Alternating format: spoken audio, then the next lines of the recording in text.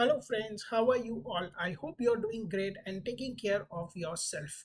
If you are new to this channel, I basically try to share my learning journey on SQL, Linux shell scripting, Linux commands, cloud certifications, as well as on DevOps tools like Jenkins, Ansible, Terraform. So, do take some time out and go and watch those playlists, and if you find that it has really added a value or you have learned something new, then do not forget to hit the like button and subscribe to my YouTube channel.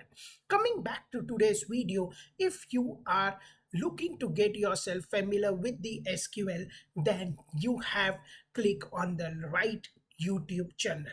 In today's video, we will be taking a deeper look of the string and date functions. But before we get into that, if you haven't watched my previous videos on functions and what are aggregate functions, I do request you to go ahead and watch that first before watching this video. Coming back to today's video, if you are looking to basically modify or work with the text like names, and email addresses, dates, etc., then these string and date functions are the powerful tools which help you to manipulate the date as well as the strings. So with that said, without much further delay, let's get into the theoretical knowledge of string and date functions in SQL, and then we will be stepping into a hand-on sessions for these learnings. So let's get started. So friends, as you see on the screen, strings functions in Oracle SQL, they are basically little tools that help you to mess around with the text. That means you can basically play around it and basically format it, and whatever output you want, you can do with these string functions. So the first function, if is the length function. It returns the number of characters, and we have seen this in our previous video, so do go ahead and watch that. The upper is converts the string to the uppercase, the lower converts to the lowercase, and there is something called as a INITCAP, which capitalizes the first letter of each word. So we are going to basically look that in our demo session, so don't worry about that. But let's first understand what each of these functions do. The next one is the substring, which basically extracts the substring from position 2 to length 3. So this is just an example, but if tomorrow you want to extract from position 1 to position 4, we can do that as well. The int str is basically helps you to find the position of a substring. Don't worry. So we will see in our demo session, but for now, say if you want to find out the position of R from Rajesh, which is a string, that's where you will use INTSTR. The another important function is the concatenate function. We call it as a concat. So it helps you to basically joins the two string as one string, as the name suggests. The second part of the string function is the trimming functions. So the first function in the trimming is the trim. It basically removes your leading and trailing spaces. The LTRIM, as the name suggests, removes the spaces from the left, and similarly vice versa, we have something called as a RTRIM, which basically removes the spaces from right. The another part of the string function is replace and translate. There would be a scenario where you want to basically replace certain characters in your string or translate them from one to another one. That's where these functions comes handy. The one is the replace and second is the translate. Don't worry about that, we are going to see all these exciting things in our the demo session. Coming to the date functions, as the name suggests, the date functions in Oracle SQL are super useful when you are working with dates and times. There can be a scenario where you want to basically convert date to a string something or you want to add something, that's where these date functions comes into picture. Like as I said, like figuring out today's date, calculating someone's age, or finding the last day of month. That's where this helps us. So what are the common functions in the oracle date functions, right? So the first one is the sysdate. As the name suggests, it will return the current date and time from the database server. The current date will basically return the current date and time in your session's time zone. So if, say for an example, you are working in the US time zone, you want to basically figure out what is the current dates, that's where, say tomorrow if you're working in Germany and you want to find out that, that's where you will use the current date. Coming to the next function is the sys timestamp. As the name suggests, it will give you the date plus time and the fractional seconds plus the time zone. Don't worry, we will see all these in our demo session. The next exciting one is the add months.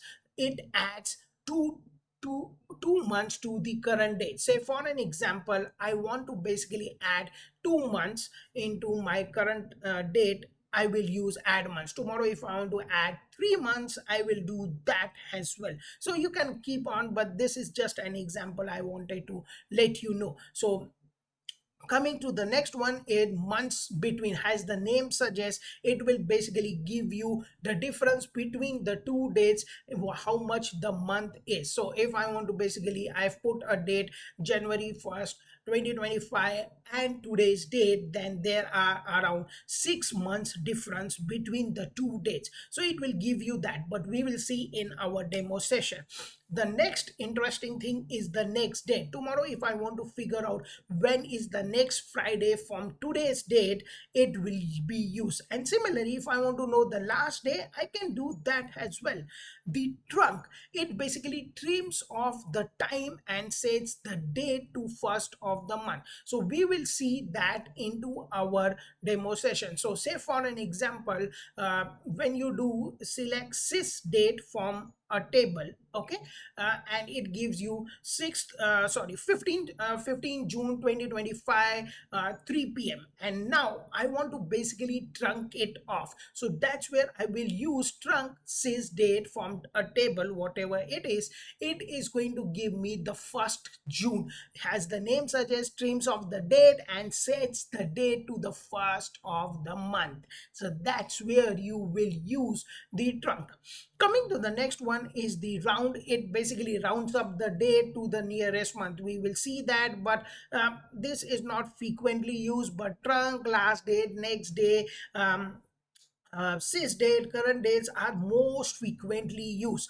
The extract pulls out the part of a date like year, month, and day. Say tomorrow you want to basically extract an year from the sys date, which is date plus time. That's where you will use the extract. If I want to extract just a date, I will do that as well.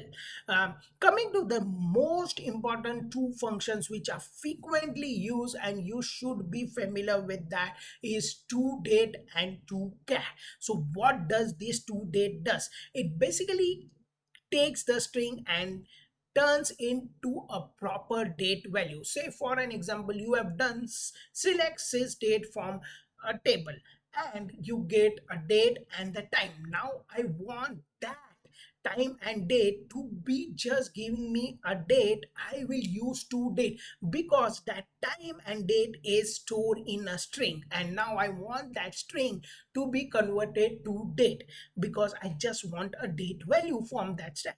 Or you can use select sys timestamp from the table and then you use toDate to it. So similarly, the vice versa is to can say tomorrow if you want a date to be converted to a string, you will use that. So we did select sys, say for an example, toDate underscore to underscore date, open brackets, sys date, open brackets close, from a table it give me a date. Now I want that date in a string format. I will use toChar, to underscore char, open brackets, to underscore date, open brackets, sys date, break close, comma, and I will use the string what I want. Say I want dd dash mm, which is month, dash yyyy, and I need also the timestamp. I will use HH 24.mi, which is seconds, and dot ss. So that's how I can use basically the 2cat to get me the step. So don't worry what I have been talking theoretically perspective. We are going to basically execute whatever we have learned theoretically in our hands-on demo session, which will be in next 1 minute. I am too excited to show you what we have gone through until now from theoretical perspective. I hope you too are excited to see that. So with that said, let's get to a demo session. So friends, to demo whatever we have learned on string functions as well as the date functions, I'm going to use the onecompiler.com/oracle, available freely on the internet. Don't worry, I'm going to basically paste the link in the video description. As you can see on the screen, I have created a table called as an employer, where it has an employee ID, name, department, as well as the hire date, and then I've used the insert commands to do that. If you have and watch my previous videos on DML, DDL, or DQL statements, do go and watch that, where I have detailedly explained how to use alter command, how to use update command, how to use insert, how to create the tables. So without that much further going into depth, let's first execute select star from employer. So when I execute that, you see I get 3 records, which is calc, Dave, Eva, and those are belonging to department sales, accounting, IT, and the hire date of each and every person. So that's what you see on the right hand. Now let's go to our first statement, which is select. I'm going to use length, okay, and I'm going to use here name, okay, and I'm going to use from employee, okay, and when I run this, let's see what output we get. And the moment I run that, you can see we have got the length of the each name, right? So that's the first function. It returns the number of the characters, right? So for calc we have 5, for Dave we have 4, and for Eva we have 3. Moving to our next one is our simple, I'm going to copy paste this again, okay, and what I'm going to do here is on the next line I'm going to use something called as upper. The moment I execute this, you will see our calc, which was only C capital early, has now completely changed to the whole capital. So the whole string has become capital letters, which is the uppercase. Similarly, if I want to make that to a lowercase, what I'm going to do here is I'm going to write here lower, right, and I'm going to run this, and you will see we have turned all the complete string to a lower case. Now moving to our next, which was INTCAP, which will just make the first letter only, and when we execute that, we see we have got the first letter. So I can actually use something called as a lower, okay, here, okay, and then I'm going to basically showcase you what I'm trying to achieve, right? So let me run this, and what happened in cap, okay, sorry, I should have put here one more, this remove here, and now run this, and you see here, so initially everything was the lower case, and with int cap we have changed the first character or the letter of each name to a capital letter, right? So that's how you can use the int cap. Moving quickly to our next one is, I'm just going to copy paste this here. Okay, and I'm going to use something called as a s beat str, which is none other than the substring, and I want to extract from position second to position 4. Let's do that, right? So now let's just run it and see what we get. And if you see, we have got from position 2 till position 4 the whole thing, right? So we have got position 2 is for Carl, the position 2 is L. For Dave, the position 2 is A, and for Eva, the position is position second is V. So that's how you can use the substring. Now let me just use select INSTR. Remember, we use this, and I'm going to put here, uh, let me put here calc. Okay, okay, and I want to check which position is for the L. Okay, so let me just execute this,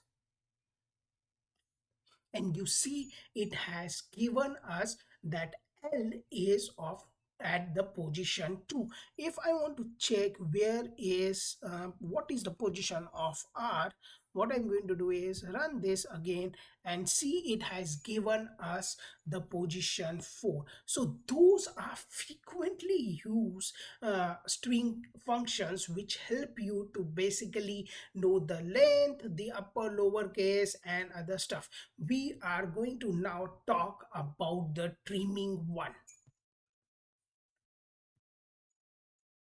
Friends, to demonstrate the trimming functions of string like LTRIM, trim, RTRIM, replace, translate, I'm going to basically use the table called as dual in the Oracle SQL. And what is this dual table? Consider it as a dummy table. Whatever you give an input, you will get the same output. So let's use that for our demo of trim functions. So what I'm going to use is select, I'm going to use trim, okay, and I'm going to write here space Rajesh space, okay, form do well. And now when I execute this, you will see what would be the output. You see the spaces which we have given on the left side before R and after H has been removed because it has trimmed those. So now if I use L trim, okay, let's use L trim, okay, and run this, and you see here we have removed the space of Rajesh from using L-trim, right, which is the left side. Right now, if I want to remove the space of the right side, I'm going to use R trim, and let's run that, and you see the space has been removed. So that's how you can use the trimming functions to remove these spaces. So there can be a there can be a space in your table where uh, it has left space, right space against that column called has name. You can do that using L trim or R trim. You can also use the trim to remove the leading spaces from the string. So that's how you can use this. Now let's use the replace function. So what I'm going to use is here replace. Okay, I have Rajesh. This is the string. I want R to be replaced by uh, S. Okay, let's see that what happens. Okay, for to will. I'm going to run this,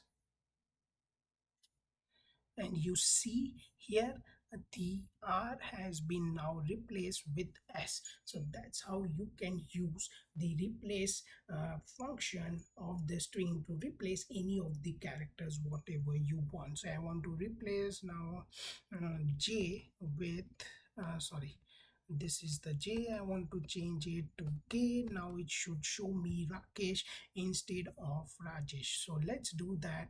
And if you see, it has done to it has changed to Rakesh. So that's how you can basically use the function call has replaced to replace the string whatever you want. Now let's use something called as a translate. So I'm going to use select translate. Okay, and I'm going to use here same Rajesh comma, and I want to translate uh, translate say whatever want to translate position 1 and 2 to A B. Let's see what happens. Okay, from to L.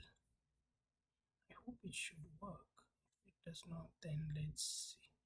Okay, let me change what happened. Let me change RA.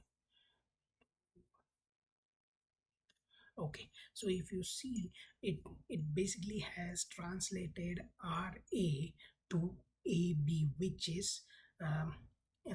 we have defined.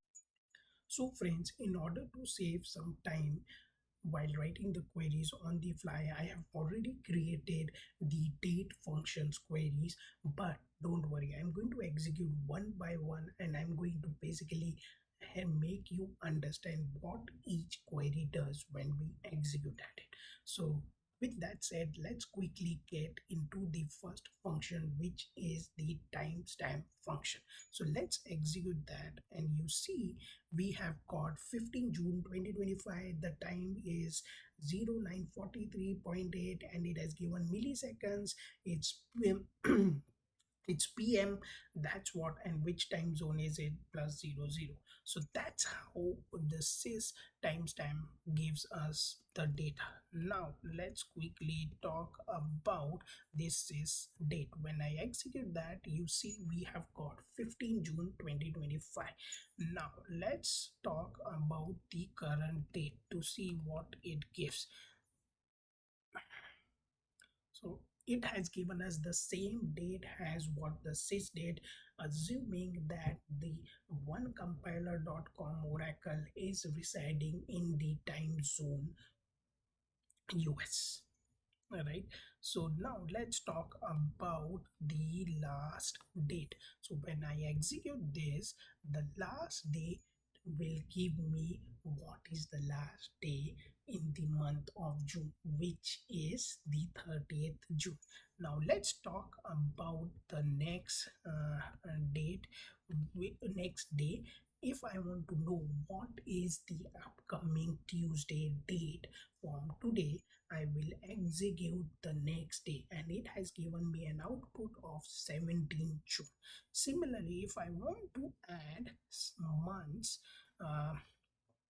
from the current date, say in this case we are adding 6 months, so it is 15 December 2025. If I want to add just say randomly pick 4 months, so what would be the output? Let me know in the comments, but let me execute for you and show you it's the 15th October 2025.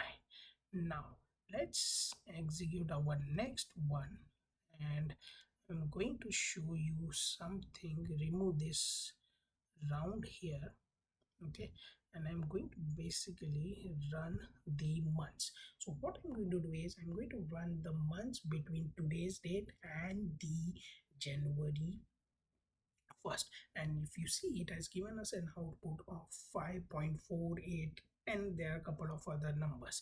Now I want to basically round off this, right? So if I round, if I execute the round, it will give me the output has 5.